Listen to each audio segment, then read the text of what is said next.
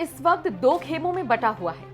एक तरफ है वो लोग जो पैगंबर मोहम्मद को लेकर दिए गए नुपुर शर्मा के बयान का खुलकर समर्थन कर रहे हैं। दूसरी तरफ है वो लोग जो न सिर्फ नुपुर के बयान की निंदा कर रहे हैं बल्कि भारत से नाराज हुए अरब देशों के बहाने मोदी सरकार को घेर रहे हैं।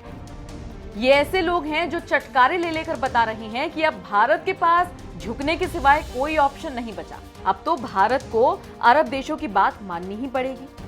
ये वही लोग हैं जो भारत की ताकत पर सवालिया निशान खड़े करते हुए कह रहे हैं कि भारत अरब देशों से उलझ ही नहीं सकता क्योंकि वहां से गैस आती है, तेल वहीं से आता है।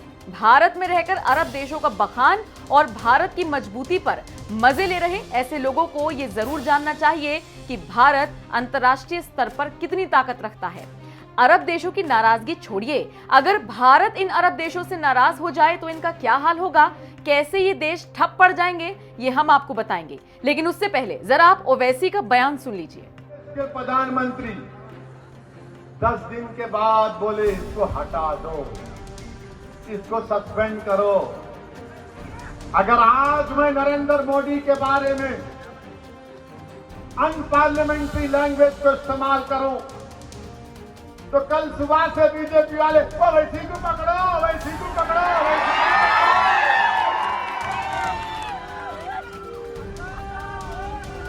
आप बताइए 10 दिन के बाद मोदी को ख्याल आया, हम पुकार रहे हैं, बोल रहे हैं, मगर टस से मस नहीं होते मित्रों।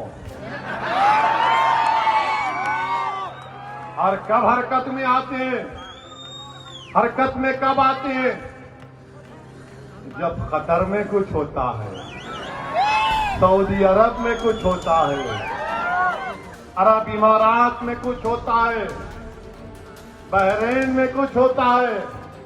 ओवैसी के हिसाब से तो भारत का काम अरब देशों के बिना चलेगा ही नहीं। अब जरा इसको दूसरे तरीके से समझिए। सबसे पहले बात करते हैं कतर की। क्या आप जानते हैं 29 लाख की आबादी वाले कतर में लगभग 7 लाख भारतीय रहते हैं।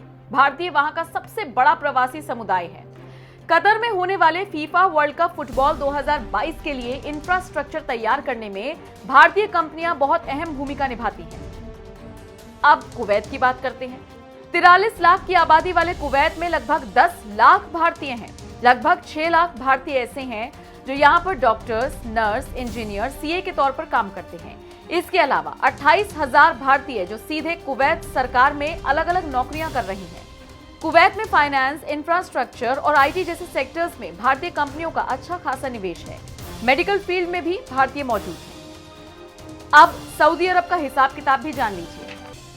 सऊदी अरब में लगभग 745 भारतीय कंपनियां हैं जिनका वहां लगभग $2 बिलियन यानी कि 15,000 करोड़ रुपए का निवेश है।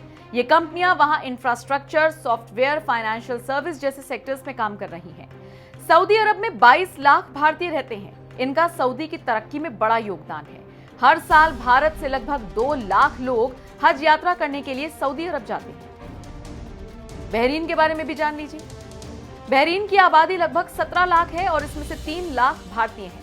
बहरीन में छोटी बड़ी 3,000 भारतीय कंपनियां हैं। इसकी 23 ब्रांच हैं। यहां पर भारतीय कंपनियों का करीब $2 बिलियन का निवेश है। अब बात ओमान की। ओमान में लगभग 4100 छोटी बड़ी भारतीय कंपनियां काम करती हैं जिनका निवेश करीब $7.5 बिलियन है। ओमान के steel, cement, fertiliser, textile, automobile sector में भारतीय कंपनियों का जबरदस्त निवेश है।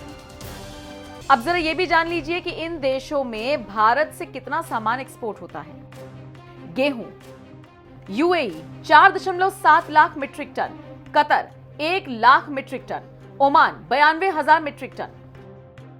बासमती चावल Iran 10 lakh metric ton, UAE 6.7 lakh metric ton, Iraq 5 lakh metric ton, Kuwait 1.5 metric ton, Oman 77,000 metric ton.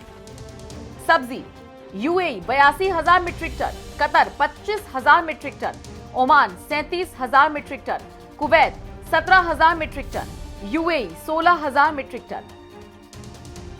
फल UAE 91,000 metric ton, Iran 1.17 lakh metric ton, Iraq 50,000 metric ton, Oman 34,000 metric ton, Qatar 13,000 metric ton. इसके अलावा भारत की तरफ से इन देशों में मीट और dairy exports भी खूब होता है।